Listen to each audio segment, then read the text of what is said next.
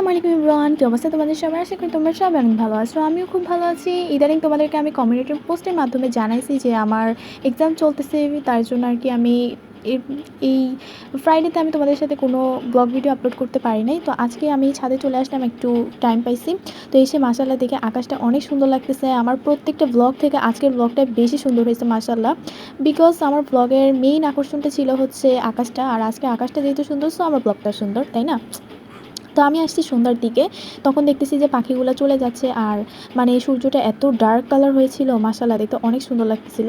এরকম আমি সচরাচর দেখি না, আমি মনে হয় লাস্ট আমি অনেক ছোটোবেলা থাকতেই এরকম আকাশ দেখছি, আবার অনেক দিন পরে। আমি অনেকক্ষণ ছাদে ছিলাম, আমি ভাবছি তোমাদের সাথে একটু মানে কি বলবো, যে আজানটাও শেয়ার করব, মানে আজান দিচ্ছে এরকম সুন্দর একটা দৃশ্যতে, বাট পরে আর আমার থাকা হয় না, বিকজ আজানের সময় তো ছাদে থাকা ভালো না।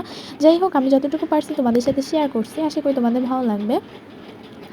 তো আমার ভিডিওগুলো ভালো লাগলে তোমরা প্লিজ লাইক দিও। তোমরা আমাকে লাইক দাও না। আর এই আকাশ, এই মেঘটা দেখো কি ভয়ঙ্কর রকমের সুন্দর, মাশাআল্লাহ।